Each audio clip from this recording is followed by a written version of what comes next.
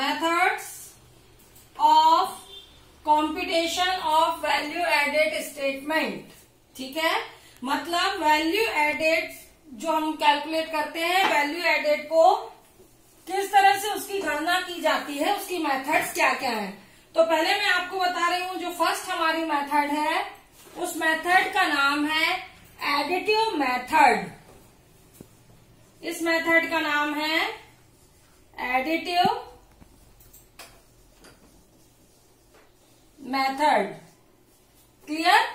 तो under this method gross value added is computed by using the following equations. इसमें हमको क्या करना है कि जो हमारी ग्रॉस हमने जो कैलकुलेट की थी ग्रॉस वैल्यू एडेड, उसको एक इक्वेशन के द्वारा हम सॉल्व करते हैं। तो इसमें हमको क्या करना है, जो हमने ग्रॉस वैल्यू एडेड, हमारा क्या था GYA, जो कि मैंने आपको पहले पार्ट में बता दिया है। GYA इज इक्वल टू होता है PBT plus EC plus D plus I। ठीक है, अब सारे जो इसके फुल फॉर्म थे वो भी मैं आपको बता चुकी हूं। इसके पहले वाले में PBT इज इक्वल टू होता है आपका profit before tax, profit before tax. PBT is equal to profit before tax. GYA means gross value added किसके बराबर होगा, प्रॉफिट बिफोर टैक्स plus EC plus D plus I के बराबर। अब ये इनका फुल फॉर्म क्या है वो मैं आपको बता रही हूं। PBT is equal to profit before tax, EC means होता है एम्प्लॉइज कॉस्ट। आपके जो एम्प्लॉइज हैं, ठीक है, आपके क्या है एम्प्लॉय, तो एम्प्लॉइज की जो कॉस्ट आती है उसको हम क्या बोलते हैं EC। क्लियर? और D फॉर होता हमारा डेप्रिशिएशन, D फॉर डेप्रिशिएशन। और तीसरा क्या है I, तो I का तो आपको वैसे ही पता है, फिर भी मैं बता देती हूँ। I फॉर हमारा होता है इंटरेस्ट। ठीक है, तो ये फर्स्ट मेथड है एडिटिव मेथड। चलिए अब हम सेकंड मेथड की ओर आएंगे। एडिट की सेकंड मेथड है हमारी सब्सट्रैक्शन मेथड। सेकंड मेथड आपकी कौन सी है, सब्सट्रैक्शन मेथड। अब ये सब्सट्रैक्शन मेथड क्या होती है, ठीक है, तो इस मेथड में आपको क्या करना है, under this method gross value added is calculated by using the equation. अब हमको ग्रॉस वैल्यू ही कैलकुलेट करनी है, तो इसका फार्मूला है GVS, it means gross value added is equal to S plus IS plus minus CBGS।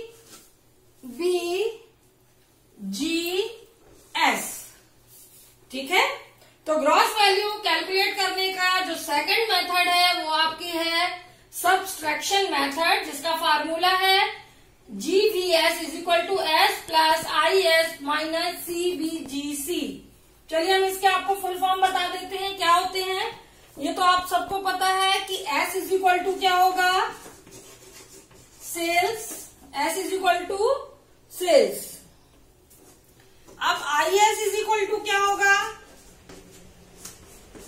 IS is equal to होता है income from services, income from services, जो आपने सेवाएं देकर जो इनकम प्राप्त की है वो। और इसके बाद आपका CBGS, CBGS का फुल फॉर्म होता है कॉस्ट ऑफ ब्रॉट इन, यानी goods and service, cost of brought in goods and service. ठीक है, मतलब आपको यहाँ सेकंड मेथड जो हमने बताई है सब्सट्रैक्शन मेथड, इसमें क्या करना है, GVS कैलकुलेट करने के लिए S plus IS plus CBG. S means sale, IS means income for services, CBGS means होता है cost, brought, goods and service. चलिए क्लियर. हम पढ़ रहे थे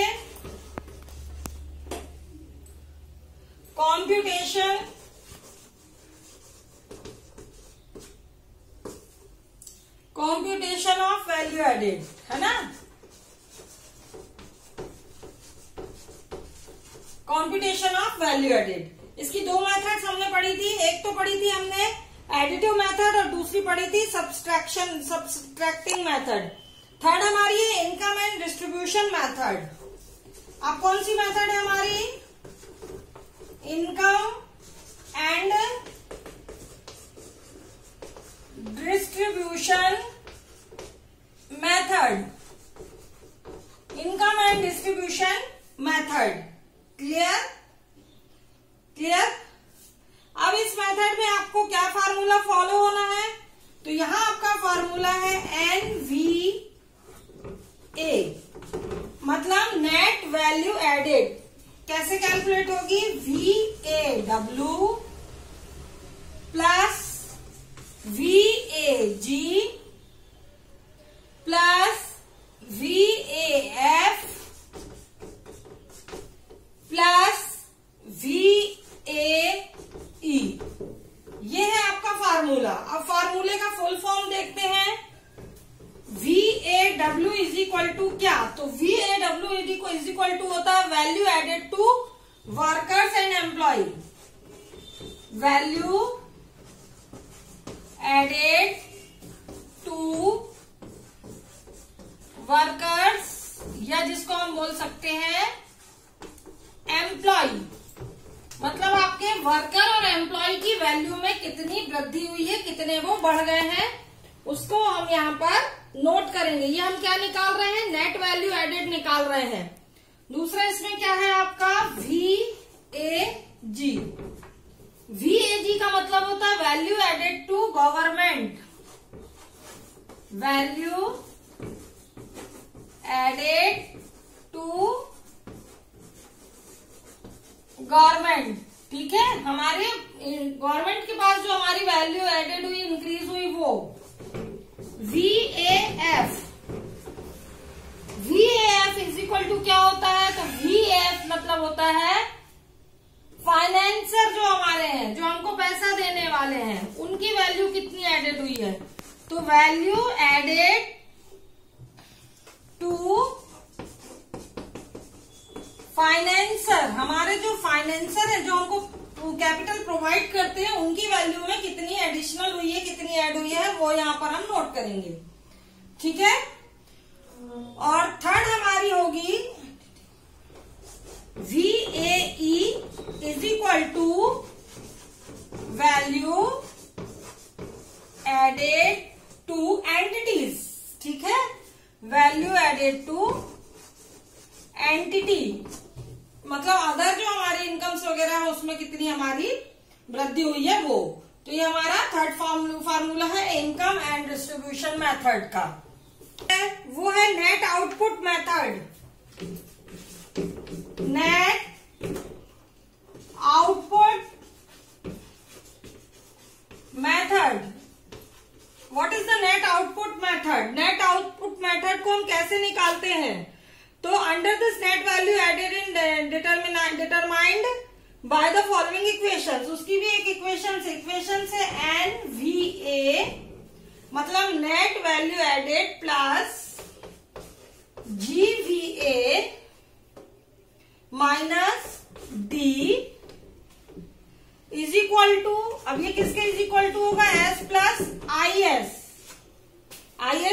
S plus IS income for services, है ना. और इसमें से माइनस होगा हमारा CBGS और माइनस D. अब इसमें आपको किसके फुल फॉर्म चाहिए? Income from other services. IS is equal to income for other services. Income for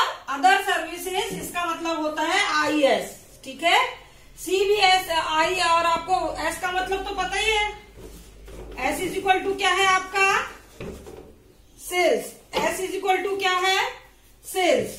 अब आपको किसका मतलब चाहिए, CBGS, ये सब मैं पहले आपको बता चुकी हूँ, आप पहले वाली मेथड से देख सकते हो। इसका मतलब होता है cost of brought in goods, of brought in goods and services, है ना। ये मैंने आपको पहले बता दिया था इसका फुल फॉर्म। और डी का मीन्स तो आपको पता ही है, डी मीन्स होता है हमारा डेप्रिशिएशन। D means depreciation. ये आपकी थी नेट आउटपुट मेथड। चलिए हो गया।